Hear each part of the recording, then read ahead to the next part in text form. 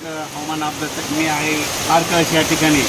आजपासून सर्व शेतकऱ्याला सांगतो, शेतकऱ्यांना आणखीन 18 एप्रिलपर्यंत वातावरण खराबच राहणार आहे, म्हणून ही अंदाज लक्षात घ्यायचा।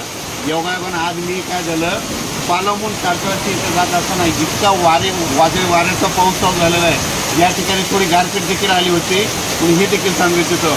पण माझी सर्व शेतकऱ्याला विनंती आहे परभणी जिल्ह्यातल्या की सध्या खूप वातावरण खराब आहे, म्हणजे जास्त अवकाळी पाऊस आला की आधीच काय करायचं, वातावरण ते झालं की तुम्ही तुमचं आपण आपल्या घर जवळ करा। आणि विशेष म्हणजे सांगायचं झालं तर या म्हणजे आता हे जवळपास 12 एप्रिल ते 18 एप्रिल दरम्यान वारं जास्त राहणार आहे, त्याच्यामध्ये पाऊस पण जास्त राहणार आहे आणि विजेचं प्रमाण राहणार आहे। सर्वदूर पडत नसतो, पण फक्त काही काही भागात पडणार आहे, म्हणून हा सर्व शेतकऱ्यांनी अंदाज लक्षात घ्या। या ठिकाणी आता या तारकळस या ठिकाणी लाईव्ह या ठिकाणी आता मी पावसातच भिजलो। मी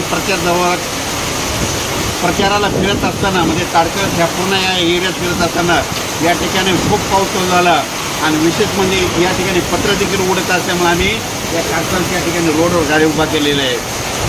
अचानक वातावरण झालं तर परत एक निषेध दिलं जाईल, पण सर्व शेतकऱ्याला माझी विनंती की 18 एप्रिलपर्यंत तुम्ही तुमची हळद, कांदा सर्व काही झाकून ठेवण्याची तयारी ठेवावी। धन्यवाद।